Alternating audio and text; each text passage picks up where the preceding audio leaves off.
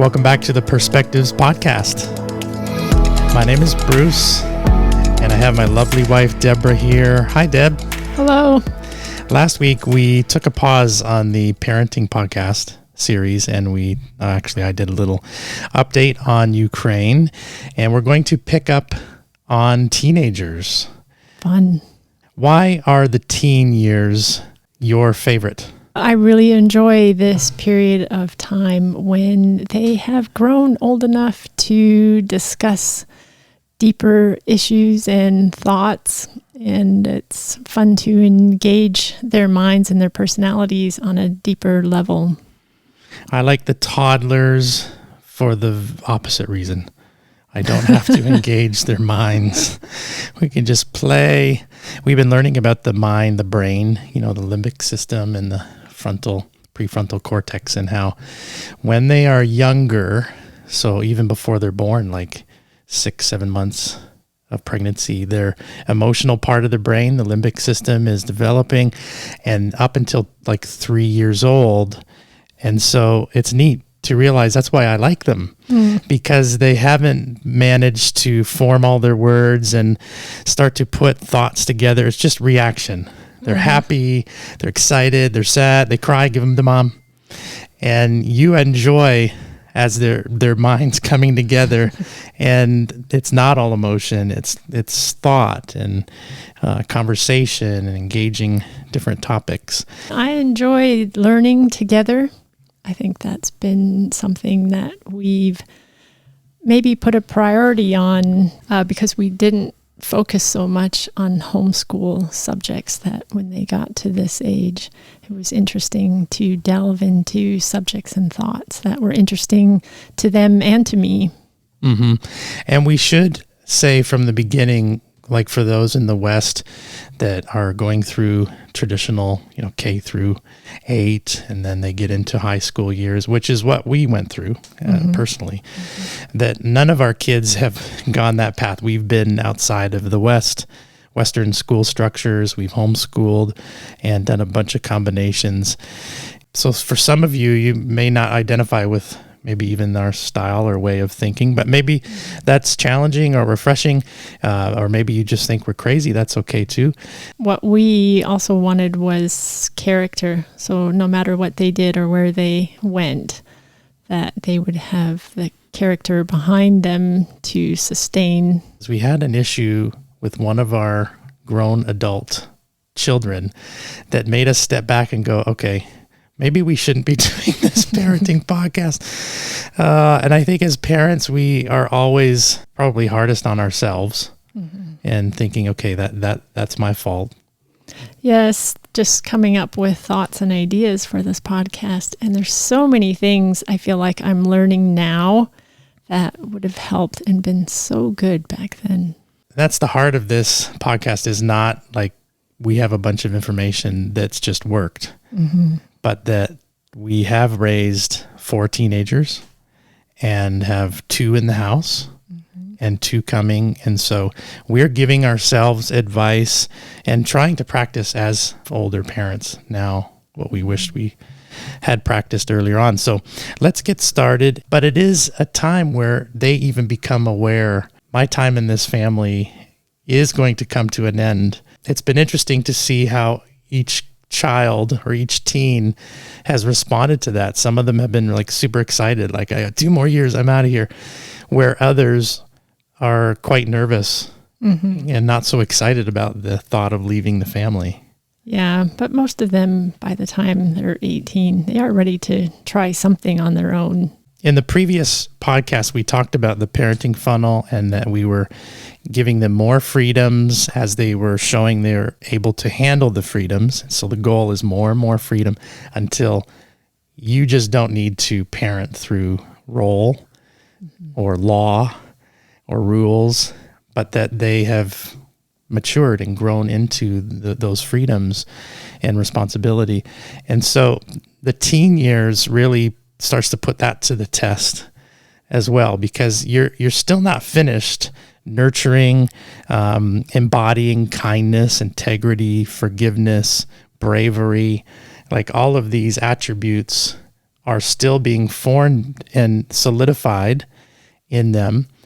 There's still discipline, but you're hopefully, as you're going through the teen years, it's decreasing, not increasing. I think for me, because what I would go back and discuss with you and as a family is the consequences for things, so that you're not parenting by role, as you said, but that there are just expectations and consequences for actions that they know ahead of time, so that there isn't a power struggle between two of you, but there's clear expectations. Right. I remember giving the car to one of our, I won't name names, but giving the car, the keys, a symbol of freedom, a symbol of responsibility. And this was in Ukraine, explaining, like, I'm giving you trust, and it's like a bank account, it's full of money. And if you blow it, if you are not responsible with this freedom, it's like you're cashing out. And it decreases, and it's hard to get it back. Like, once you give trust, that's to teach them in the teen years, like, every action, every freedom is a valuable thing. Like, you're being tested here, and are you able to handle this? And so, long story short, I'm downtown, and I just see my truck just flying down Main Street. And I thought, why did you do that with his friends? And so the keys were taken away. It's like, you're not ready for this responsibility. And next day, hey, Dad, can I? No. You remember, we gave you that freedom and you blew it. There wasn't anger. There wasn't, relational separation. Yeah, there wasn't strife. There was just, like you're saying, consequences. And you'll get another shot. I'm not sure when, but it's going to hurt for a little while because you're going to have to walk. Yeah, I think that's a really good point during these years for the parents to be able to stay calm. That as they're testing the boundaries and their own freedoms and discovering who they are, if they can see you reacting calmly to their mistakes and emotions and the things that they're going through, you can create a safe place for them to test and to grow. And as a couple, we can help each other with that, because I've seen at times you flustered, and it's like, okay, Deb, and same with me, as you see, okay, I'm on the hunt. Where is he or she? You too, Bronwyn. It's also a time, I think, that you bond as a dad or a mom with the child in a unique way as well. Like, in the teen years, it's not going to be maybe dad with his sons. It can be dad really connecting with the daughter, or vice versa. And that was surprising for me. Yes, and another place where personalities come into play a lot, that certain personalities are attracted to each other. And I love the idea that each child does draw something different from you. So they are pulling different types of anger. They're pulling things out of you that another child wouldn't. Good things, maybe negative, but. So as they get into these 14, 15 years old, of course, gender is a big issue, and the girls are developing generally more quickly. We would watch our boys move from not wanting anything to do with the girls to now struggling, with attraction. And I want to talk about that for just a minute, because that's a huge part of this time frame of teenage years, is like growing into an adult body, the physiological, chemical, hormones, all of these things. And that was something that I think I was too slow early on because we didn't know. I've been a lot more proactive in the 13s and 14s to just talk about sex, talk about what's happening, because it's good what's taking place, Thankfully, we had a lot more boys, so that kind of fell on your shoulders, that responsibility. And I still have 2 young girls, and my mind shift is still changing. And avoid. But yeah, that this was kind of a taboo subject, and you like did bare minimum. Yeah, we live in such a hyper-sexualized consumer Western media. It's chasing after our kids. It's trying to get their, especially for the guys, they're attracted through sight. And so it's their kryptonite. So all these shapes and bodies, and now just a click away, it's just a minefield. And so early on, I remember when the internet first came out, there was all the filters and parenting security software and stuff. And it's like, well, okay, that's what Christians do. We security up all of our, we didn't even have gadgets then, just our main computer. Yeah. But now, of course, everybody's on their phones and they have access to everything instantly. And there's no avoiding what they're going to be exposed to. And so early on, teaching our boys, at least, that there's a battle. It's real. Sin at its core is satisfying a good desire the wrong way. And so when you have these desires inside you that are sexual in nature, it's like, this is good. This is the fact that you find this hair color and that body shape, and these things are fine and good, but it's when you are now acting upon them in this way, looking at pornography or masturbating or whatever, that these pathways are going to leave you empty and dissatisfied. And so the battle's on for purity. This is something that as a dad, as a man, I'm in this battle too.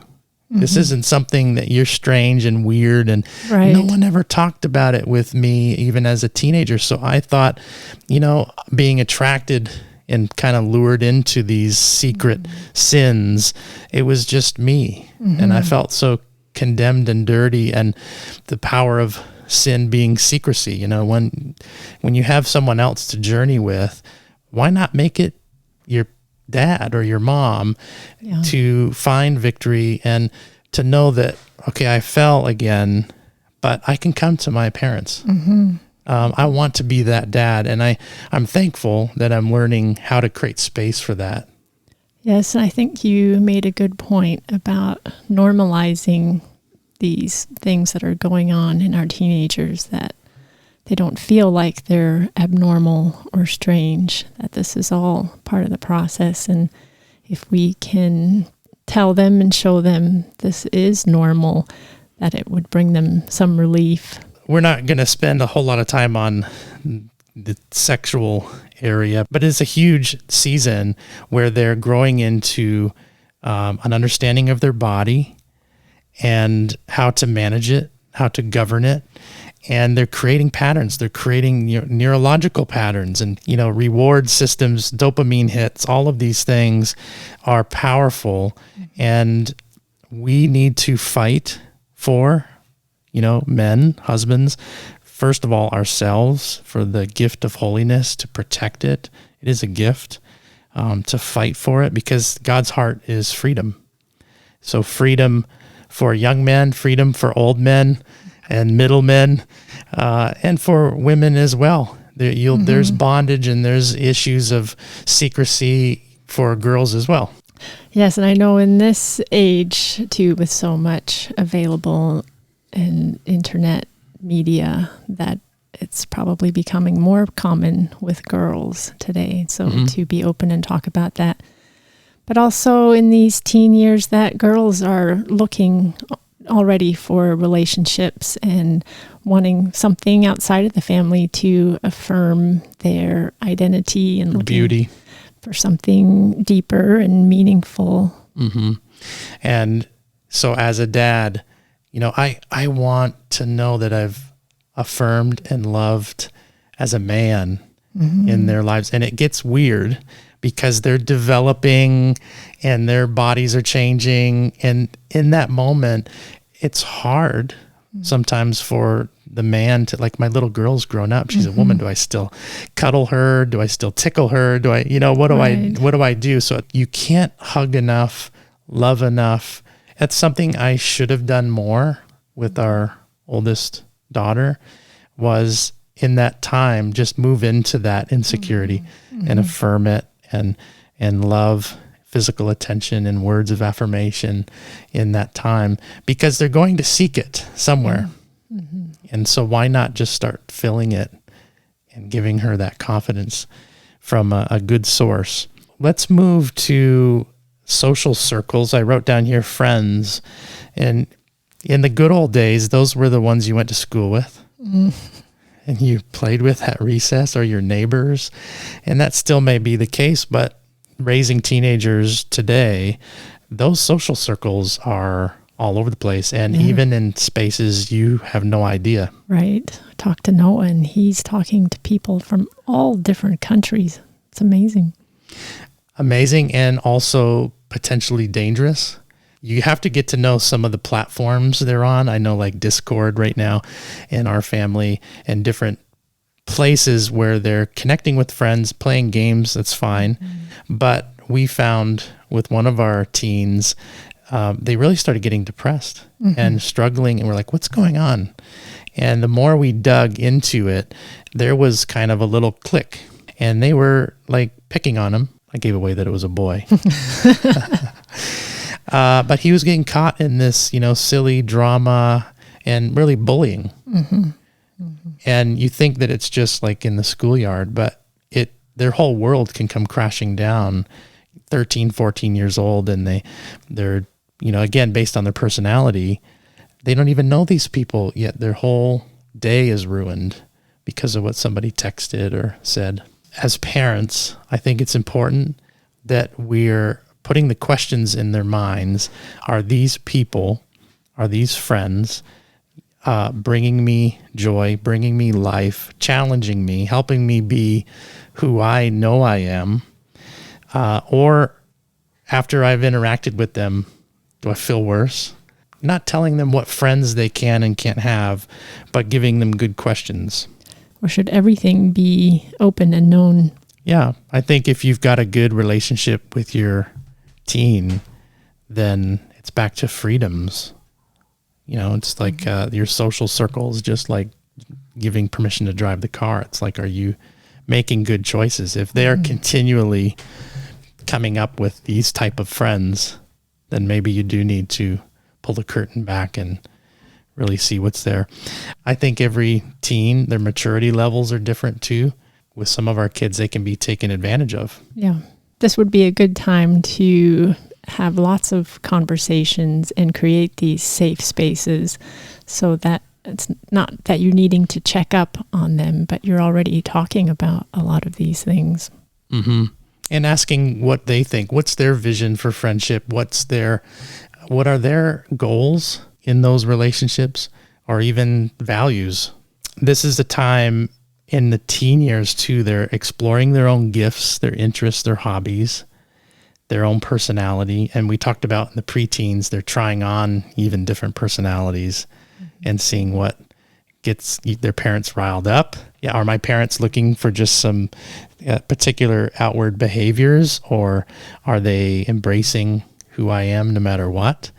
And so go back and listen to that if you didn't listen to the preteen one, because this is the time where they should settle into more of who they are, as we're just giving them the grace for that, and giving them also opportunity to risk and to fail. We have this saying, fail fast, and that failure's not defining for who you are. We've seen several times, like whether it's to play a sport or to public speak or to do something for the first time, there's a lot of firsts in the teen years. Yeah, musical instruments, friends, new places, all the unknown things they're venturing into. And I think that it's important to give them the space, like you said, to fail and mistakes, but they know that coming home is a safe place to regather themselves and to find a place where everything's okay, and that we as parents are not embarrassed by them. I think that they can pick up on our own fears and what we're wanting them to be, and what kind of projection are they giving the world? How does that reflect on our family? And so we're parenting and giving this impression that we need them to be a certain way for us and for our name, but to let them explore. And I think I would say to respect them as a person, as an individual, the way they express themselves, the way they do things, to respect that as an individual. That can be hard because we see the toddler, we see the 10-year-old, the 13-year-old, they get in and they are looking for that affirmation, like I'm an adult, and for parents, it's probably harder. I know that when our kids are teens, see, you even say kids, but when the young adults are around other parents, like I'm always surprised how they step up their game and they say meaningful things, and they're exploring in that, and that's what you want, right? You don't want to pull them back, like, why are you talking to that person? But they've always surprised me how much more mature they are when they're allowed to come out from my shadow. And that's another regret, is that I didn't allow, the whole helicopter parenting thing. It's not just protective of them physically. You also can like suffocate them from really, like you're saying, respecting who they are. So that takes effort, intentionality. I've had to bite my tongue many times. Yeah, and just let them fly. We've been watching National Geographic and just seeing all the ways in which, these birds jump out of the nest and have to start flying. They got to start exercising these wings. And so our teens are just like those birds. They need the space to build those muscles and prepare for that moment when mom and dad aren't there. For a minute, just talk about dating. We won't get into philosophies and the culture that you're building in your family. It's going to look different than maybe your neighbors or those that even you go to church with. But for us personally, we didn't ever have a no dating rule. We never really promoted it either. It was just, hey, you need to learn how to interact with the opposite sex. You're going to find some of them attractive. They're going to find you attractive, and it's going to get weird. And it's going to be interesting and confusing and all of those things. But one question I'd always ask my kids is like, where is this going? And as parents, we always want to tell, but this is the time you need to get really good at asking questions so that they're starting to process. Yes, it seems like from our experience that they want to get serious rather quickly, and they're still young. Yeah, 15 years old. Yeah, I think this is the one. We really aren't good together. I would ask them if I saw that they were kind of, in my mind, dating and they were exclusive, then you can kind of move in with, questions that do shock them too. Like, do you think this is your spouse? And, at 15 years old, also, they can be totally freaked out by, what are you talking about? We're just going to see a movie or we're going to hang out. But it's like, start to sow those seeds early, because we teach them like, hey, once this becomes romantic, if you really like this relationship, if this is a really good friend, then be careful, because it's probably going to be ruined if it turns romantic and it doesn't work out. So, and we talk about pace. I think with all of our kids, I've got like the same speech for all of these guys and girls, that, you're not going to, because of culture, be able to marry at least until you're 20. So you set the benchmark. So back up. How old are you now? So let's say 16. So how can you pace this relationship so that if this is the one, because it could be, how can you get to that finish line and not have destroyed, the relationship, crossed all the barriers that you felt were important, your own values compromised? Those questions help to naturally, derail some of these relationships, because they picked up by themselves, like, you know what, this is going too fast, or I feel trapped. And on their own, they were able to navigate out of these situations without conflict. Of course, if somebody's much older, like our older daughter had somebody interested, she was maybe 15, he was 20 or something. And it's like, okay, this isn't going to happen. I had to sit down and actually tell him that it's finished. But once they're old enough to navigate and the age is close together, then I was always afraid to make it worse by just, again, moving in with role, exercising my fatherly authority instead of, hey, okay, we've invested so far all of these seeds and values. We've been stocking their shelves with morals and being able to think, what do they think? What do they want? And putting it back into their court. Yes, and I think we've mentioned this before, but to say it again, as they're going through these years, teaching them to be mindful about themselves and pay attention to what's going on, as they know their bodies are changing and they're feeling all these things, and to pay attention to all these emotions that they're feeling. For me, that was something. Grew up learning your emotions are not good. You have them, but they shouldn't rule your life or your day. But I heard this really neat example on a podcast recently that your emotions are like the dashboard on your car, and they're telling you something, and to pay attention to them, like you're needing affirmation or you're running out of gas, your body's tired. What is your anger saying? And to teach them through these teen years that even as the emotions go wildly up and down still, like pay attention to what it's saying to you and telling you so that you can learn how to navigate with them, through them. One of our boys in a relationship where I could tell he wasn't happy, but he maybe refused to admit some of those emotions and feel them. And so it took a while before he realized, you know what, I do feel trapped. And so that begins another series of questions of like, is that a healthy relationship?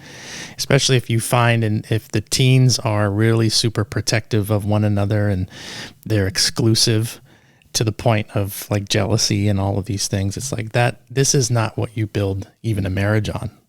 This is not love. This is not trust.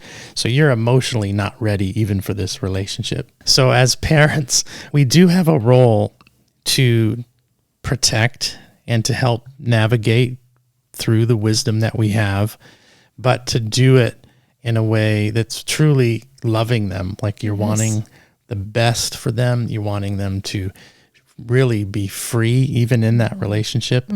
And so when they feel that, then they'll come for advice. Yes. If they sense, they have spidey senses too. If they see that you're just to break them up or something, that's just not going to work. Yes, and that goes back to paying attention to our own patterns and our own emotions, what we're feeling, and how we can unconsciously try and manipulate them to a certain decision, or even shame them towards something, that trying to get them to be somebody or do something that we approve of.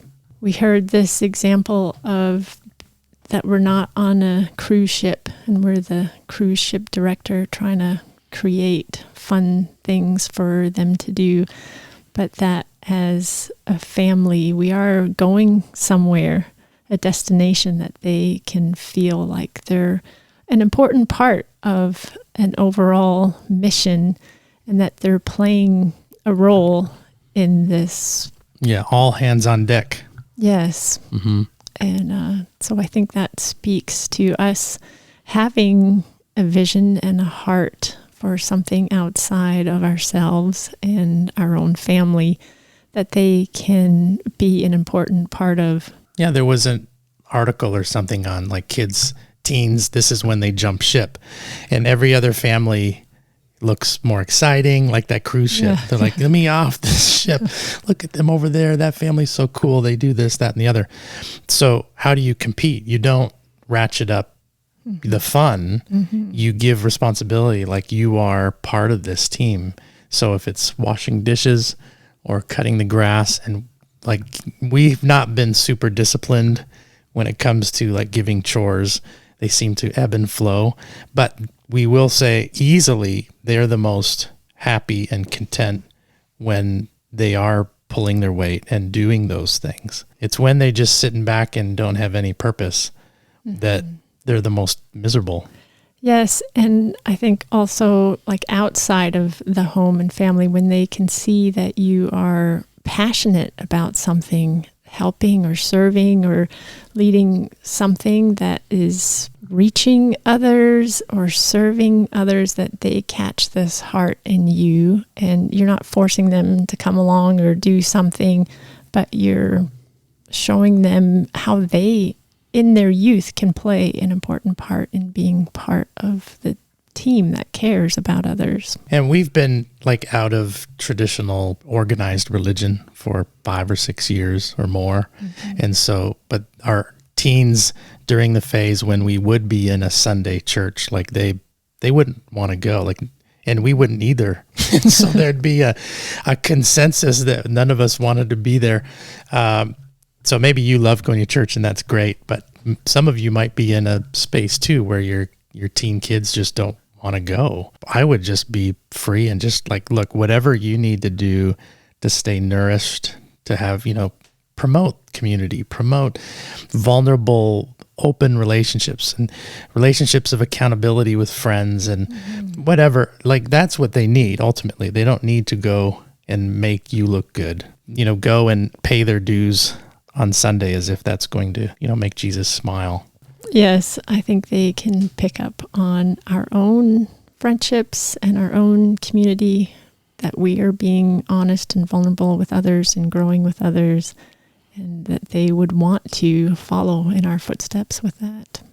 Yeah, that's ultimately what you're wanting for them as they reach that young adulthood, and they do leave. They value those things wherever they go. We had limited options for jobs in Ukraine. We were in a small village, but we did have the cafe. And one of the reasons to have the cafe, besides have some food options in our town, was to have a place of work and just to have schedules. The older ones missed out on that, but some of our teens were able to, work a few years making pizza or being a barista, and even just the minimal scheduled work was so good and rewarding, I think, for them. It built their confidence, and it wasn't even about the money.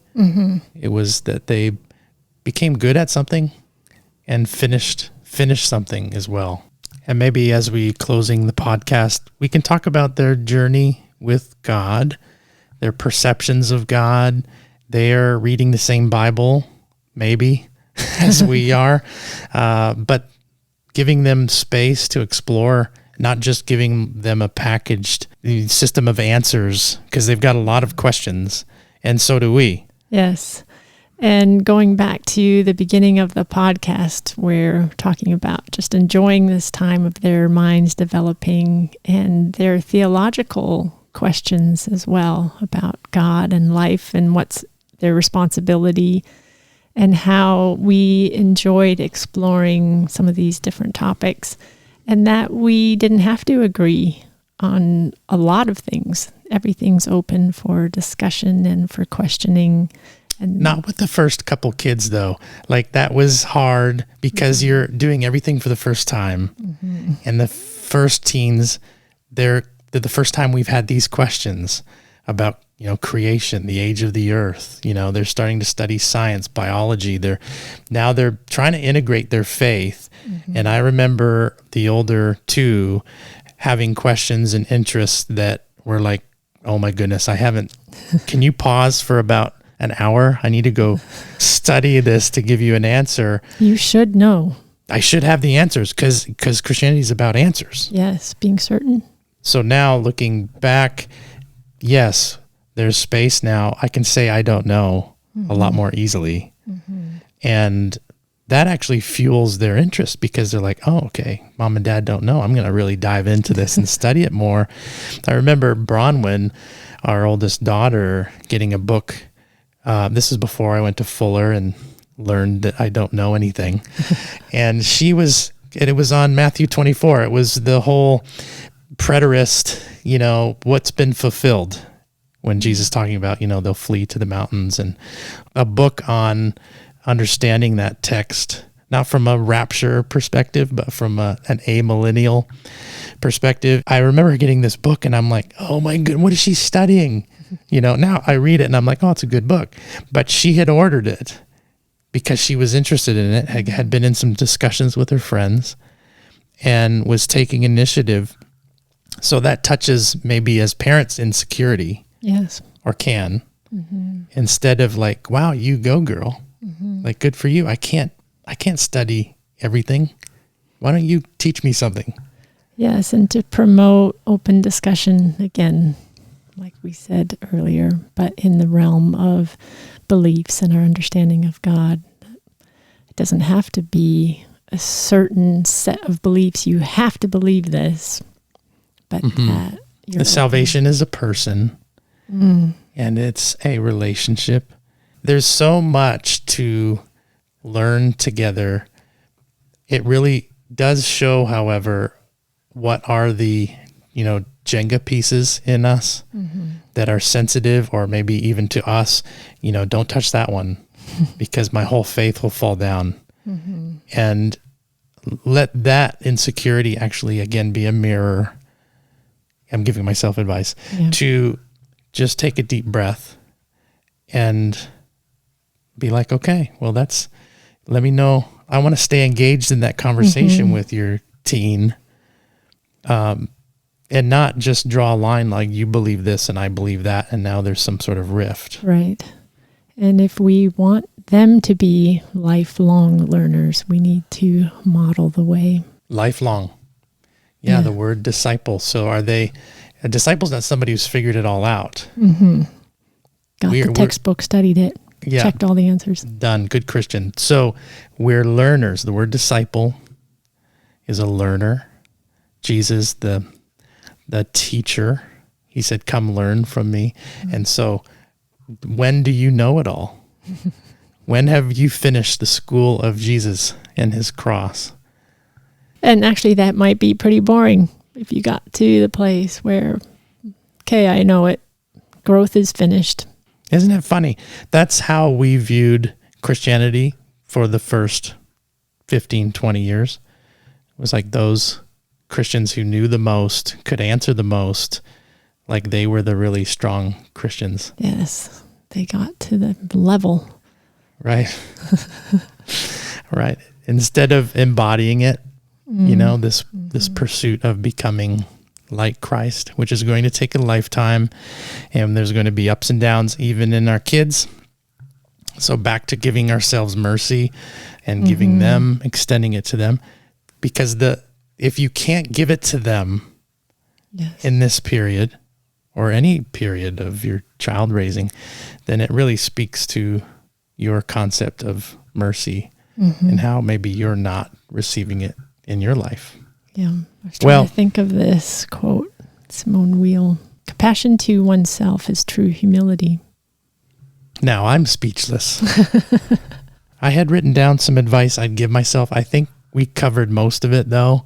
And I'll just say the main thing I would tell myself in the teenage years is to be okay being their friend. So you're growing into friendship.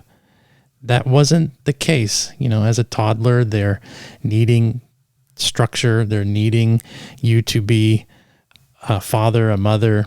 But as they get into the preteens, into the teenage years, now as their bodies are transforming, our roles should be transforming as well. Going out on having lunch with them, like you would a friend, going for walks, or just, I was going to say also we still do like these family meetings that I think are really important and they seem to enjoy, where it's like official time, there's some official business, there's an agenda, and it's a time though they know that there's maybe family movement, decisions, things that involve them, and they have a voice.